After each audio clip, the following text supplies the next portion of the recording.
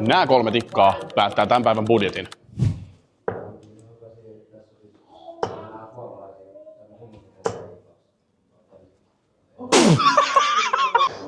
Paljon tässä nyt sit on. 60, 120 ja 174. No, lähdetään näillä katsomaan, mitä löydetään. 180 melkein käytettävissä. Ai että, mistäs me lähdetään liikkeelle?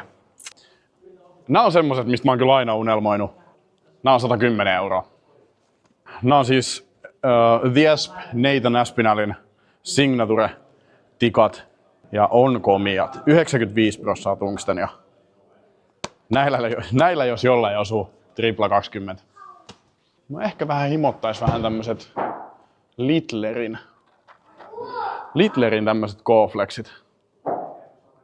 Nämä oli 15 €, eli 125 € käytetty. 4 kypää vielä, ei kun paljon meillä, 5 kypää jäljellä vielä vai? Ei saakeli. Eli 5 kypää budjettia vielä jäljellä. Mä mietin, että ehkä näiden lisäksi kannattaa olla vielä yhdet varatikat, joten otetaan tästä tämmöset Serenpure 2. Nämä on 5 kypää.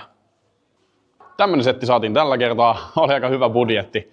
Mene säkin ostaa omassa osoitteesta dartstukku.com tai tuu suoraan meidän myymälään.